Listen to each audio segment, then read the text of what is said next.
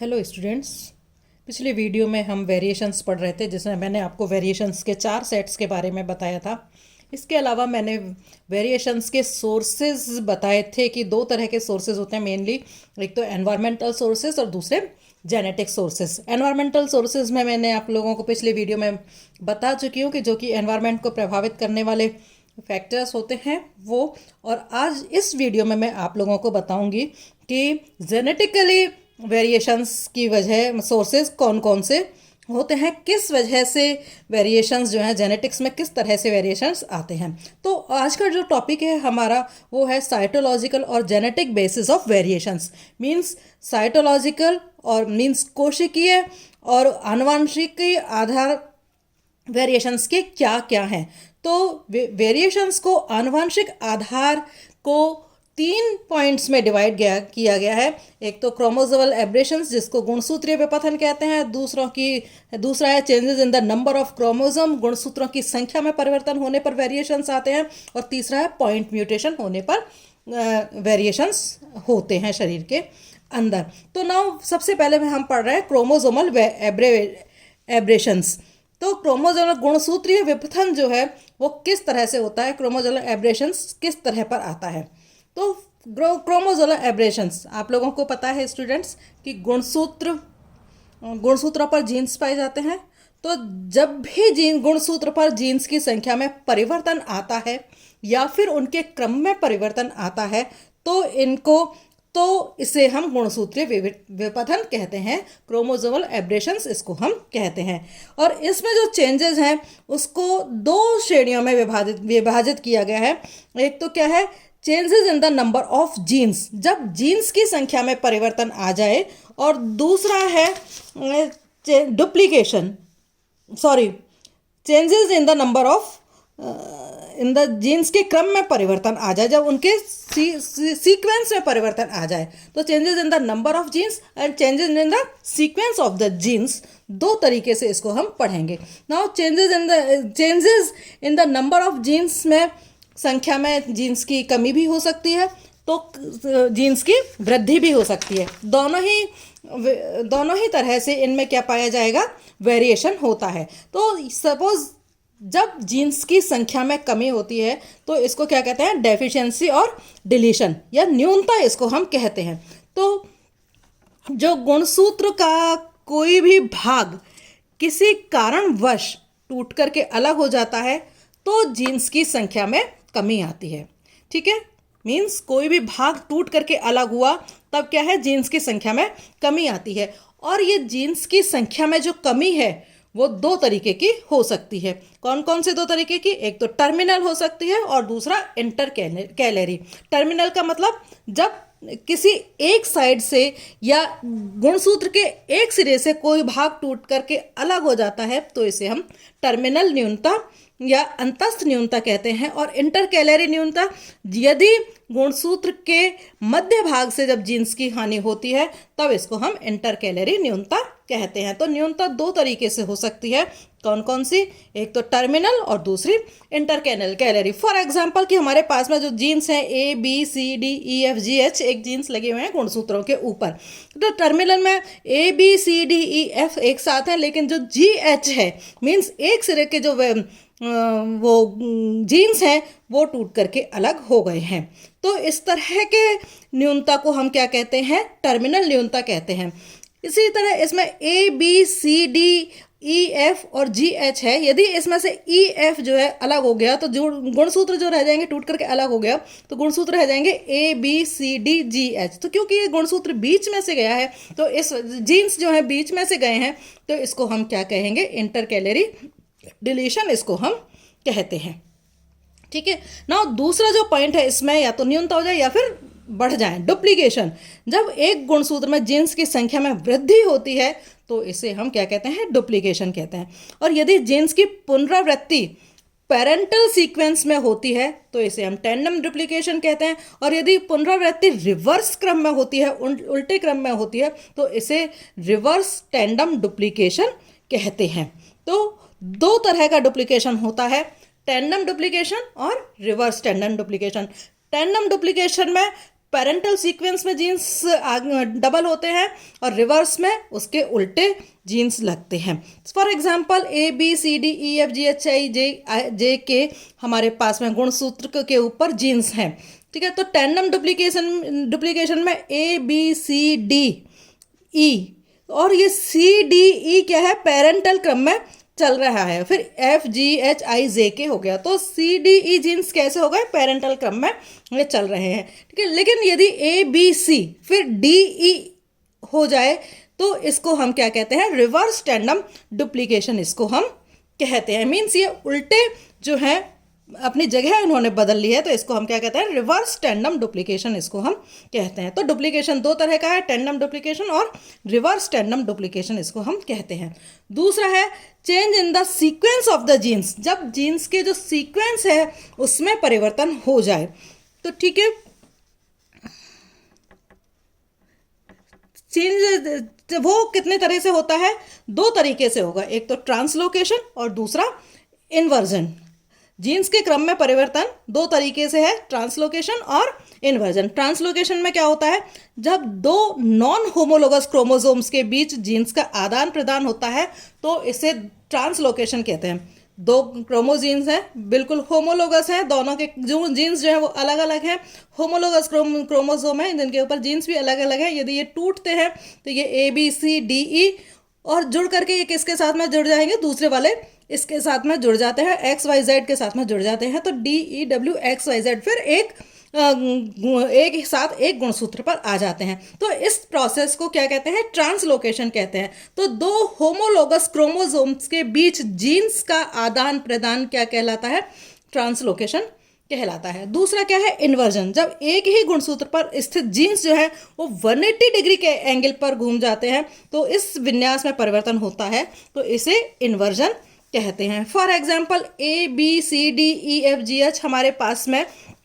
एक गुणसूत्र पर जीन्स हैं, तो इनका क्रम में परिवर्तन हो गया 180 डिग्री के एंगल पर ABFEDCGH हो जाता है। तो इस तरह की प्रोसेस को हम क्या कहते हैं, इन्वर्जन। इसका मतलब इन दोनों प्रोसेस में क्या हुआ है, चेंज ऑफ जीन्स के सीक्वेंस में चेंज आ जाता है। नाउ पहला भी हमने पॉइंट पढ़ा था एब्रीवेशन, क्रोमोसोमल एब्रीवेशन। अब हम पढ़ रहे हैं दूसरा, गुणसूत्रों की संख्या में परिवर्तन।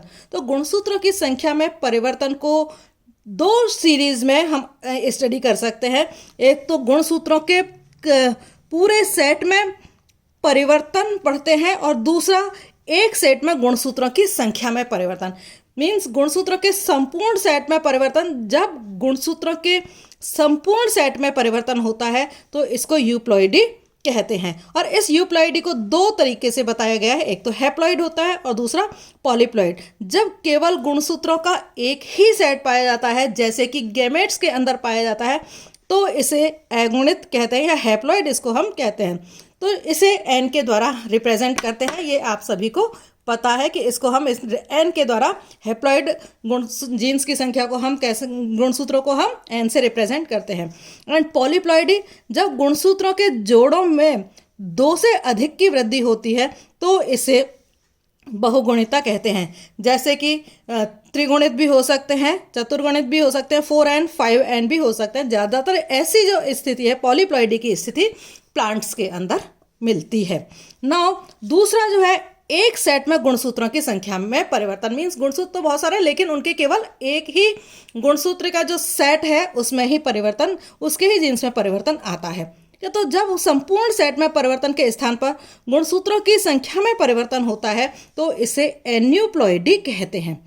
ठीक है, सारे सेट में सारे जितने भी गुणसूत्र हैं उनमें परिवर्तन नहीं हो रहा है, केवल एक स्थान पर ही गुणसूत्र में की संख्या में परिवर्तन होता है। यहाँ पर इसको हम क्या कहते हैं, एन्यूप्लॉइडी कहते हैं। तो परिवर्तन जो है वो दो तरीके से हो सकता है, या तो संख्या में कमी हो या फिर संख्या में वृद्धि हो। तो संख्या में जब कमी होती है, जब पूरे सेट में एक गुणसूत्र की कमी होती है तो इसे मोनोसोमी कहते हैं। तो 2n - 1 मीन्स यूजुअली गुणसूत्र कैसे होता है, 2n, और यदि उसमें से केवल एक गुणसूत्र की कमी है तो उसको हम क्या कहेंगे 2n-1।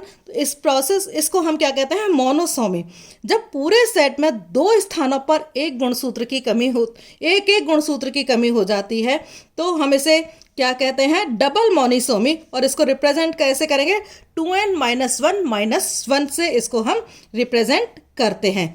तो और यदि एक सेट में से एक युग्म गुणसूत्र कम हो जाता है तो इसे हम नल्लीसोमी कहते हैं। मीन्स पूरा ही एक गुणसूत्र सेट खत्म हो जाता है तो इसको हम क्या कहते हैं नल्लीसोमी इसको हम कहते हैं। डायग्राम से मैं बता रही हूँ, ये हैप्लॉइड स्टेज है, ये डिप्लॉइड स्टेज है जिसमें गुणसूत्र सब में दो दो दो दो दिखाई दे रहे हैं। ट्रिप्लॉइड में गुणसूत्रों की संख्या 3 3 3 3 सब जगह दिखाई दे रही है। टेट्राप्लॉइड में गुणसूत्रों की संख्या यहाँ पर 4 4 4 यहाँ पर सब गुणसूत्रों की संख्या दिखाई दे रही है। तो टेट्राप्लॉइड में 4, इसमें 3, इसमें 2 गुणसूत्र जो है आपको नजर आ रहे हैं और हैप्लॉइड में ये एक गुणसूत्र जो है आपको नजर आ रहा है।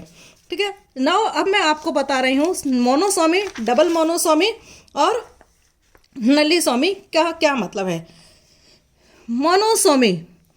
मोनोसोमी जहाँ यहाँ सब जगह दो गुणसूत्र हैं लेकिन यहाँ पर एक गुणसूत्र है तो इस पोजीशन को हम क्या कहते हैं मोनोसोमी। और इसको हम किससे रिप्रेजेंट करेंगे 2n-1 की एक गुणसूत्र की एक गुणसूत्र की कमी है। दूसरा डबल मोनोसोमी, दो जगह पर यहाँ पर गुणसूत्रों की कमी है, बाकी सब जगह पर दो गुणसूत्र हैं। यहाँ पर आप साफ देख रहे हैं कि यहाँ पर 2 गुणसूत्र की कमी दिखाई दे रही है तो 2n-1 तो डबल मोनोसोमी इसको कहा जाता है। ठीक है, और इसी तरह से यदि पूरे ही सेट में एक गुणसूत्र की कमी हो जाती है तो इसको हम क्या कहते हैं, यहाँ पर गुणसूत्र की कमी हो गई है तो इसको हम क्या कहेंगे नल्लीसोमी। की 2 गुणसूत्र होने चाहिए यहाँ पर लेकिन एक भी गुणसूत्र नहीं है तो इसको हम क्या कहते हैं नल्लीसोमी इसको हम कहते हैं। तो ये मैंने आपको बताया गुणसूत्रों की संख्या में जब कमी होती है तो 2n-1 monosomy, 2n-1 double monosomy और पूरे ही एक गुणसूत्र सेट की कमी हो जाती है तब हम उसको कहते हैं नल्लीसोमी इसको हम कहते हैं। कि नाउ अब संख्या में वृद्धि, गुणसूत्र में जैसे कमी हो सकती है वैसे ही संख्या में वृद्धि भी हो सकती है। तो जब संपूर्ण सेट में से एक या 2 गुणसूत्रों की संख्या में वृद्धि होती है तो इसे हम पॉलीसोमी कहते हैं। या तो एक की संख्या बढ़े या फिर एक से ज़्यादा बढ़े तो इसको हम क्या कहते हैं पॉलीसोमी इसको हम कहते हैं। ठीक है, नाउ पॉलीसोमी जो है ये पोजीशंस कई तरह की इस तरह से हो सकते हैं। ट्राइसोमिक किसको कहेंगे 2n+1 जब पूरे सेट में एक गुणसूत्र की संख्या में वृद्धि एक जगह पर होती है। डबल ट्राइसोमिक जब पूरे सेट में गुणसूत्रों की संख्या में वृद्धि 2 जगह पर होती है। और टेट्रासोमी जब एक ही जगह पर दो गुणसूत्रों की संख्या में वृद्धि हो जाती है तो इसको हम टेट्रासोमी कहते हैं। यहाँ डायग्राम से मैं आपको समझा रही हूँ। ये जो पोजीशन है 2n+2, यहाँ आप देख रहे हैं सब दो गुणसूत्र हैं लेकिन यहाँ पर गुणसूत्रों की संख्या क्या है 4 तो इसको हम क्या कहते हैं 2n+2 और ये पोजीशन कैसी होगी टेट्रासोमी इसको हम कहते हैं, है ना। ठीक है, यहाँ पर पूरे सेट में दो गुणसूत्र है लेकिन यहाँ 2 जगह पर क्या है गुणसूत्रों की संख्या में परिवर्तन है। मीन्स 3 गुणसूत्र हैं तो 2n+1 अलग अलग जगह पर है तो इसको कहेंगे डबल ट्राइसोमी इसको हम कहेंगे। और फिर यहाँ पर पूरे गुणसूत्र में इसको डबल ट्राइसोमी हम यहाँ पर कहेंगे। एंड टेट्रासोमी 2n+2 मैंने आपको बताया ये टेट्रासोमी यहाँ पर हम कहेंगे। सही लिखा था मैंने, ये टेट्रासोमी है, ये डबल ट्राइसोमी है ये यहाँ पर। और ये ट्राइसोमिक स्टेज है यहाँ पर क्योंकि केवल एक ही जगह पर यहाँ पर गुणसूत्रों की संख्या में वृद्धि हुई है। तो 2n+1 trisomy, 2n+1 double trisomy और टेट्रासोमी पोजीशन ये है। और यहाँ पर है ये मोनोसोमी, डबल मोनोसोमी और नल्लीसोमी। ये परिवर्तन जो है अधिक होते हैं तो ये और कम होती है गुणसूत्रों की संख्या तो हम इनको इस तरह से रिप्रेजेंट करते हैं। नाउ तीसरा जो है पॉइंट म्यूटेशन। जब जीन स्तर पर अथवा डीएनए पर कोई परिवर्तन होता है तो हम क्या पॉइंट म्यूटेशन कहते हैं। और इसको फिर से 2 तरह से बांटते हैं, एक तो फ्रेम शिफ्ट म्यूटेशन और दूसरा सब्स्टिट्यूशन म्यूटेशन, ये भी 2 तरह का होता है। फ्रेम शिफ्ट म्यूटेशन में क्या होता है, यदि डीएनए अणु में न्यूक्लियोइड संख्या में न्यूक्लियोटाइड की वृद्धि होती है तो इससे उत्पन्न होने वाले उत्परिवर्तन को फ्रेम शिफ्ट उत्परिवर्तन कहते हैं। मीन्स न्यूक्लियोटाइड की संख्या में वृद्धि होना और उसकी वजह से जो म्यूटेशन होता है उसको हम फ्रेम शिफ्ट म्यूटेशन कहते हैं। इसके परिणाम स्वरूप क्या होता है, मैसेंजर आरएनए में परिवर्तन होता है और इस उत्परिवर्तन की वजह से जो जेनेटिक कोड हैं उनके अंदर भी चेंजेस आ जाते हैं। तो ये दिखा रखा है पॉइंट म्यूटेशन, जो डायग्राम है उसके बारे में बता रखा है। ठीक है, नाउ नेक्स्ट जो है वो है सब्स्टिट्यूशन म्यूटेशन। जब एक न्यूक्लियोटाइड किसी अन्य न्यूक्लियोटाइड के द्वारा प्रतिस्थापित हो जाता है तो इसे सब्स्टिट्यूशन म्यूटेशन या प्रतिस्थापन उत्परिवर्तन इसको हम कहते हैं। प्रतिस्थापन उत्परिवर्तन 2 तरीके का हो सकता है, एक तो ट्रांजिशन और दूसरा ट्रांसवर्जन। ट्रांजिशन में क्या होता है, जब एक पॉलीन्यूक्लियोटाइड श्रृंखला में एक प्यूरिन के स्थान पर दूसरा प्यूरिन और एक पिरिमिडीन के स्थान पर दूसरा पिरिमिडीन आ जाता है तो इसको हम ट्रांजिशन कहते हैं। और इसी तरह से ट्रांसवर्जन, जब एक पॉलीन्यूक्लियोटाइड श्रृंखला में एक प्यूरिन के स्थान पर पिरिमिडीन और पिरिमिडीन के स्थान पर जब प्यूरिन हो जाता है तो इसे हम ट्रांसवर्जन कहते हैं। और ये सब की वजह से जो एनिमल्स होते हैं उनके अंदर वेरिएशंस जो हैं वो बहुत ज़्यादा वेरिएशंस जो हैं इनके अंदर आ जाते हैं। Thank you.